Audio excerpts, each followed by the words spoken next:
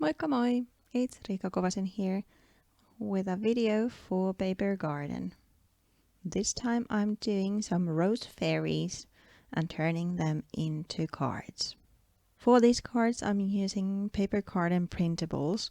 These sheets I have are from older kits, but the Imagine PDF that is in the PaperGarden shop is somewhat similar. I first cut the images out kind of loosely and mount them on top of cardstock with double-sided adhesive. This is to make them sturdier so I can then later cut them loose from their backgrounds. Next, I'm then turning my attention to the backgrounds. I'm adding the first layer using distress inks like watercolors. I'm pressing the ink pads straight to my craft sheet and then picking up the colors using a wet brush. The colors I'm using are iced spruce and bundled sage.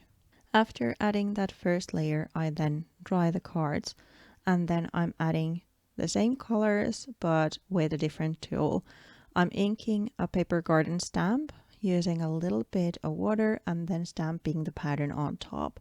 This is a really subtle pattern, and because I'm using the same colors, it's not that visible, but it brings a nice texture to the background.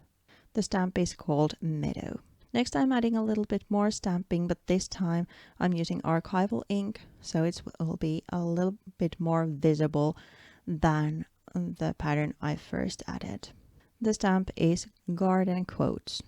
Then it's time to start the actual clustering. I'm using a doily as the base and bagging it with some vintage labels. I'm also adding some strips of colored paper on top.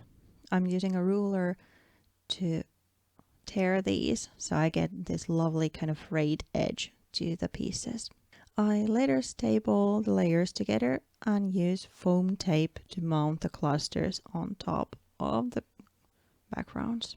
After I get the first layers, these are kind of the bigger elements in place, I then start decorating the clusters.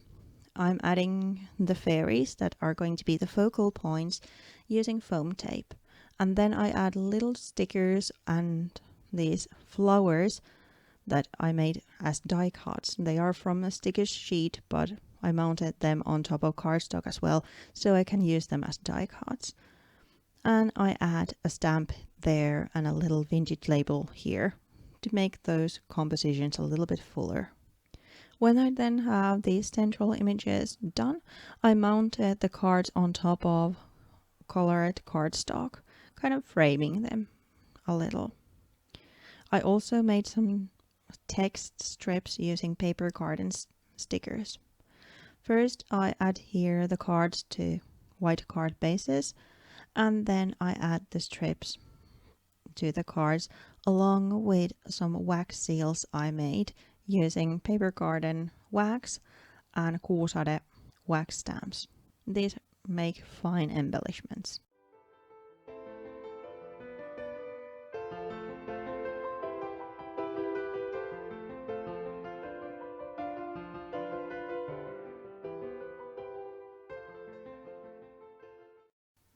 As a finishing touch, I'm adding some half pearls to the other card and some sequins to the other.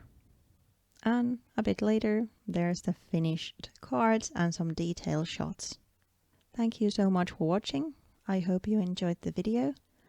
If you did, please consider subscribing. Have a great day. Bye!